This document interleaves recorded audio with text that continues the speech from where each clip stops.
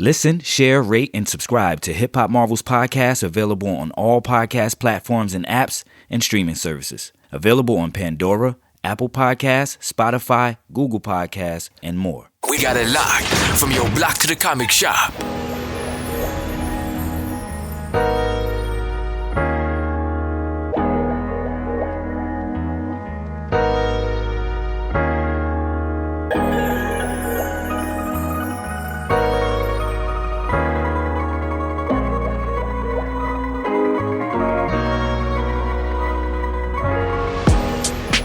Welcome to another edition of INBETWEENERS, brought to you by the Hip Hop Marvels podcast, your friendly neighborhood plug for all things hip hop and Marvel, where we got it locked from the block to the comic shop.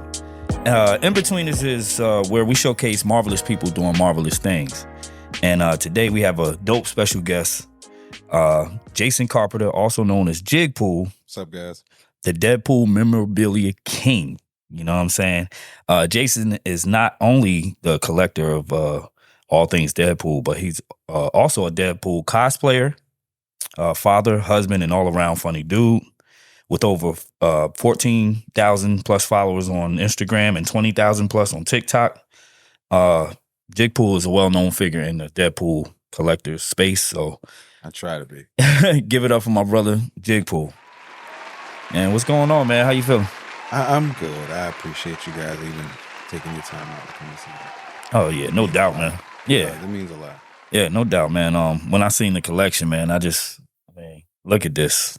When I seen the collection, I was just like, I aspire to be that, because, nice. Like we were discussing off air or whatever. I'm a Thanos fan, and I, would hope for my collection to be like this one day. So, how did you first become interested in Deadpool and like collecting the items? I first saw Deadpool when I was a teenager. It was a walk I used to take going to the arcade, leaving my grandmom's house in the comic book shop, and it used to have his face in the window. I never knew who he was at first. Right.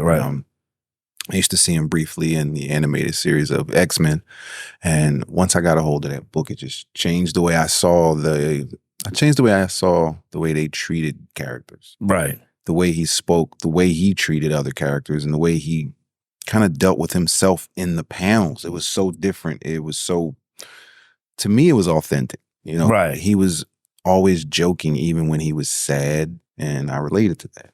And okay. That's kind of the hard fault point that kept me connected to him.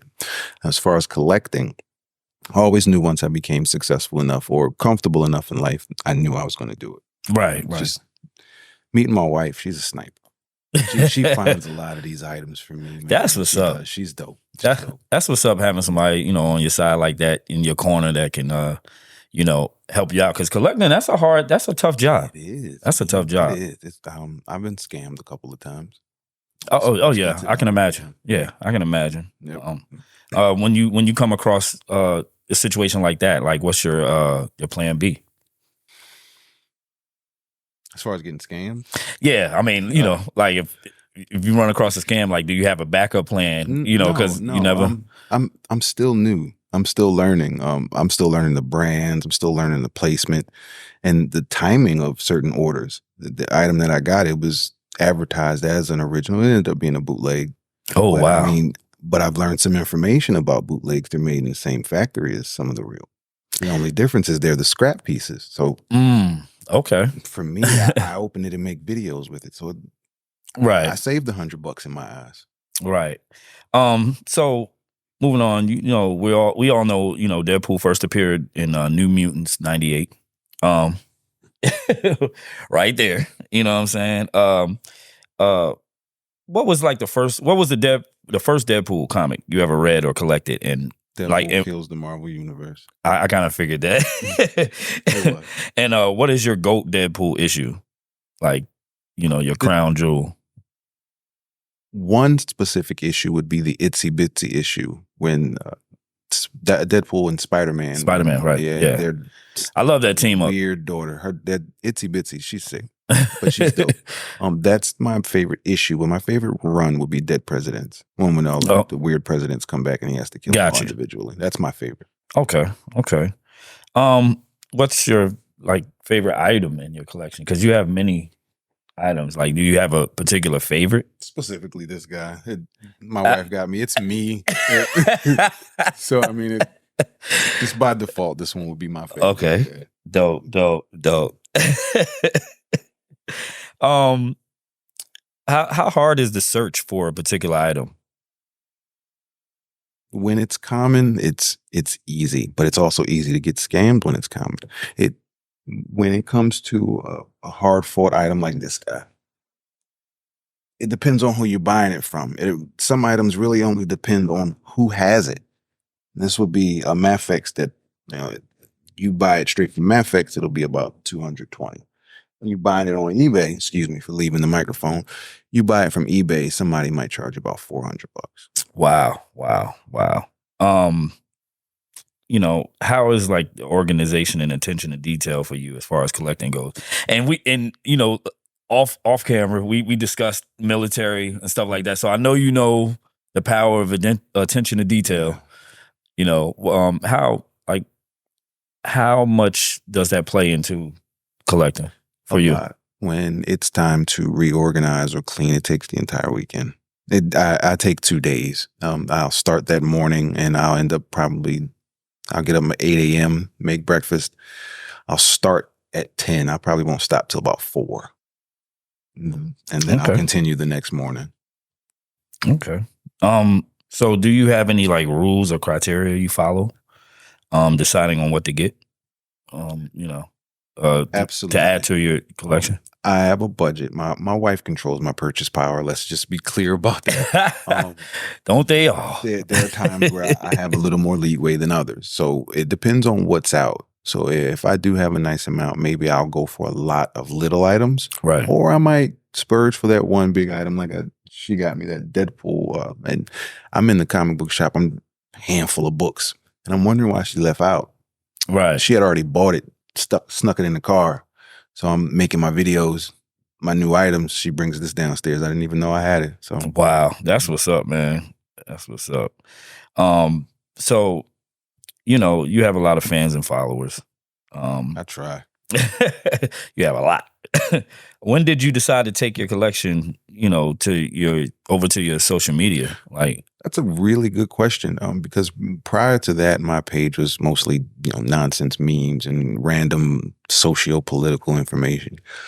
Once I started getting my collection past 2 shelves, my wife said, you might want to change how your page looks because you have a lot of kids following. Right. And a lot of my content might have been vulgar prior to that. So I went back, erased everything, started from scratch. And you can't find a video on any of my social media that has any vulgarity or any divisiveness or disrespect to anybody at any course of the way. And I pride myself on that. Right. No, I agree. I dig that you engage with your fans by having them, ask you for certain items in your collection. How do you have them engage as far as, because I know some of them, they'll ask for particular items. Do you, hit them with, certain tasks that they have to do in order to? No. That's another thing I pride myself on because I get a lot of comments like, no way you responded. It's like, oh my God, thank you. And I can remember when I first started trying to build my following, I was that person. Right. Thanking a so-called celebrity right. for even responding or even acknowledging me. And I'm not a celebrity. That blue check doesn't really mean much to me. But I noticed that it means something to others. And I try to make that mean something. So when they do ask questions, I try to respond promptly. Right. I'm gonna be honest. There are some times where people ask me questions about items that I don't have, and I'll go and get them. Right. before you make the video. I often wondered that too. So that does happen. It does happen. It does. And I'm like, wait, no, I don't have that. I'll be right back. That's what's up, man. That's what's up. I have a challenge of my own. Do you happen to have the original Deadpool soundtrack from the first movie on vinyl? No. That was one of my scam items. And I did have to send that back. That was one of the items that I wanted to have, and the person I paid, and it never came. It never showed up. So no, you win that challenge. I do not He have said you the win that soundtrack on vinyl. I don't. Yeah, I often wondered that, because Deadpool, he's a fan of hip hop. He is 100%. Yeah, he's a fan of hip hop. 100%.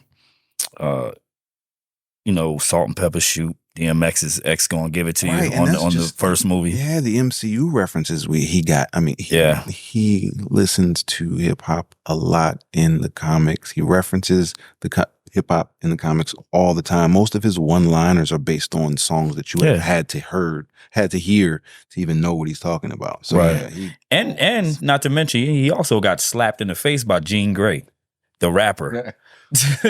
So. Do you remember that? You didn't know that? No. Wow. Yeah, Jean Grey, the rapper, she slapped him in the face. I'm gonna have to read that. Yeah, back in 2014, he got slapped in the face, and I think it was Deadpool Volume 4, number 25, illustrated by Mike Hawthorne. That's dope. I may have just glossed over that. I'm gonna have to look. Yeah, she actually slapped him, he gave him a little slap. But info, I appreciate that. What are some of your favorite hip hop artists, and what current artists are you listening to now? As far as current artists, besides Wayne, you can call him current, relevant at the moment, but current artists, absolutely none.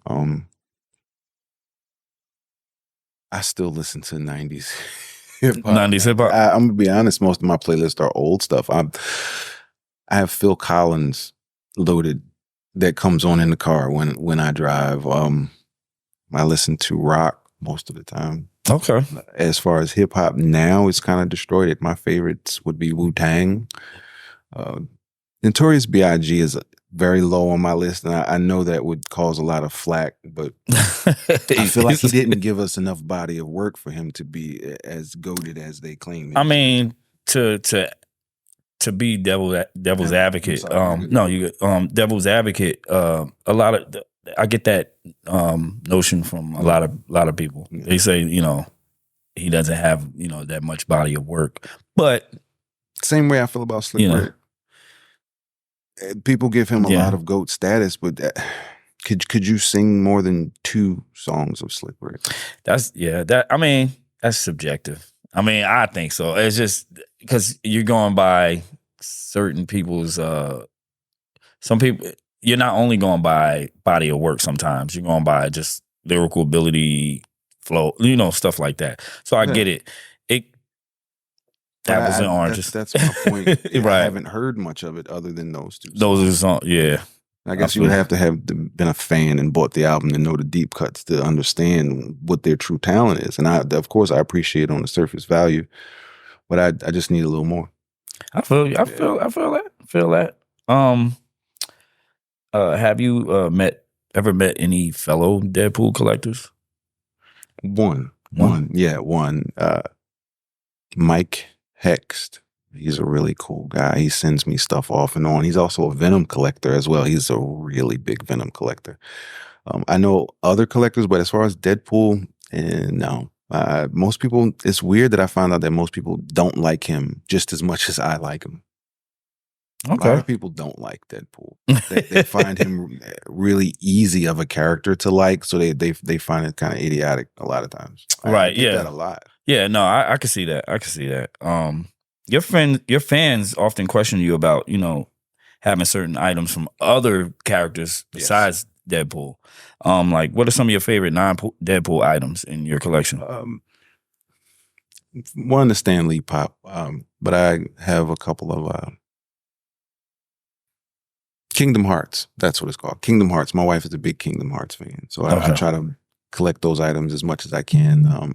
I have some She-Hulk items, and that's really it. I have a black cat from Spider-Man and Johnny Storm, Fantastic Four. That shelf over there in the middle is the only one with other people in it. That's it. That's it as far as other people. And I have some Wayne Funko Pops. Okay. Have you ever sold any items from your collection? Or? No. No. I know some people are like, is that for sale? I've done is that some for sale? giveaways, but Okay. I don't sell. Okay. All right. So let's say there's a guy out there who loves the hell out of Thanos. Wink. Right. Well, what advice would you give someone who is starting to collect? You know, we talked about this earlier. The front of the comic book shop, there's always the cheapest items, and popular characters always have their side items stuck up front. And people usually either dismiss them or they find them right before they check out. You start off with pins. You start off with Funko Pops. They're usually the cheapest. You can start on Amazon as far as Funko Pops, because you can get a box set of mystery of that character, about $20-$30. Start with Funko Pops, start with pins, and then start with T-shirts, and then work your way on. That's great advice, actually. That's great advice. The small stuff. Absolutely. Yeah, 100%. Small stuff. I mean, because you think you take $100, and if that's your budget, you can get 10 to 15 items if they're small, as opposed to 3 or 4 $30 items with tags. Okay.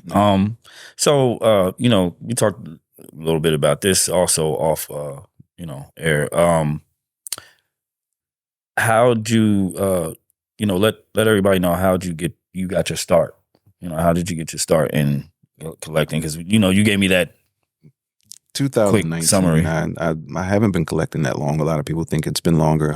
Once I got here in Durham, meeting my wife, honestly, being a Black guy and having disposable income is rare. And being able to live the life I live, I truly appreciate my wife. That's really the only thing I can say. She's put me in a position to be very successful and to just build on what I'm doing. And now I'm making money off of my collection of toys. I only say that way because that's how other people say it. All right. No, that's what's up. Shout out to wifey, man. Yeah. That's what's up. So I asked this question to almost all of the guests that we have on the podcast in between the segment. We all know in the culture of hip hop, there are 4 elements: MCing, DJing, breaking, graffiti. Right. And there are also 6 infinity gems or stones. Some people say gems, some people say stones. Right. What 2 new hip hop elements would you add to make up hip hop Infinity Gauntlet? Because you have those 4 elements already: DJing, MCing, breaking, graffiti, art. What 2 elements would you have to make up hip hop's Infinity Gauntlet? Wow. That's a fantastic question. I don't think I've been stumped much in my life. That is really interesting. I would say reality one, but that would be a difficult explain because most of hip hop isn't based in reality. And it's the way I teach my children to see it, their characters. And if we can find some reality in the authenticity, I believe that one would be something. If we could just make a person a little bit more real, just with the snap of our fingers, that would be helpful. Secondly, I don't know, that falls under graffiti. I would say physical art, but if hip hop could find a way to be expressed less cookie cutter, and I still think that falls more like you're saying more like back in the day, like when it was more informative, or like or more feeling, more like soul, less limits. I think there's a certain way people think hip hop should be. A certain way a hip hop artist should be. Childish Gambino, for example. I love how he's freeform. You can kind of get anything from him. And I don't ever want to reference Drake because that's just a slippery slope when it comes to hip hop. I am a fan, but that's a slippery slope when it comes to Drake and hip hop because he does no love for Drizzy. No, it's a lot. He's very high on my list, but he has privilege that allows him to be who he wants to be. He can put out whatever he wants, and that he has that freedom because of all of things he did. Right. I get it. And I'm speaking on like a new artist coming in. they don't always have that freedom to be themselves because it takes longer to catch on because you have to find those people that I get it, and that's the stigma with a lot of rappers, which is why we're hearing a lot of the same things from. So I get you. I get your ideology. I don't know what you would call that because I still think that falls under the reality of it. So I can only find one that finding some reality. Yeah, that's that reality. Reality. But finding infinity stones for hip hop. So you saying two reality stones added to hip hop? A double dose of reality. That's the only thing I can think of. A double dose of reality. I like it. I like that. The reality of our hip hop it's based in. You're right. It's not in reality. So I don't know. I don't know whether we need one to negate that one or what. I don't know. I'm sorry. I don't have a good answer for that one. That's a really good question. I appreciate it. Okay, 2-part question before we get out of here. Indeed. Do you have any plans for the future of your collection, and what does your collection really mean to you? The future of my collection would be I plan on opening up a comic book shop. We want to open up our own comic book shop and have this as sort of like a museum or a shrine. Back. Yeah, absolutely. I want a dedicated gaming space, for D&D, Magic the Gathering and those other card games, and just a general place for people to be able to be themselves. And that's just the biggest idea of this whole community. Just the freedom to literally be exactly who you want to be. That's just it. Which is what you basically was saying, like hip hop should be. It should be able to be yourself. Right. You shouldn't have to come into the game and, I can't say or do this because they won't see me a certain way. Just be yourself. Right. And that's the same thing with this community. And I'm almost 40 and I dress up in spandex. It is what it is. I do. I dress up. I play with fucking toys. Speaking of, have you ever been to any engagements as a cosplayer, like as as Deadpool? Recently, the last signing at Ultimate Comics when Alyssa Wong came, I went. You went full gear, full battle rattle, right? And I was so darn nervous. It was crazy. I don't think I've been that nervous since I was in high school. Man, it was a nerve-wracking experience, but it was really fun. I took a lot of pictures, so it was fun. That's what's up, man. So let the hip hop Marvelites out there know where they can find you. Any special projects coming up, events? Yes. You can find me on Instagram, TikTok, Facebook. All of them say JigPool. I'm probably the only one if you search it. There's a Comic-Con coming. I will be there at the Raleigh one. I believe it's in Raleigh. There's another one in Charlotte coming. I will be there. You guys can reach me any time of day. You want me to show up somewhere if it's close, I can try to do it. I definitely will. Man, I appreciate you. I appreciate you guys joining us, man. Awesome. I think this is fantastic. I appreciate you. Taking time out to show us your collection. Your collection is awesome, Thank bro. you guys. Like I said, you inspire me. And yeah, man. Hip Hop Marvelites, this is JigPool. Thank you. Guys. Remember to listen, share, rate, and subscribe. At Hip Hop Marvels on Instagram, Twitter. Hip Hop Marvels, all one word, on Facebook. Now we're gonna provide you with the visuals from now on, so you'll be able to see us on YouTube. So subscribe to that as well. I'm your boy Floyd here with JigPool. Hip Hop Marvels. We out.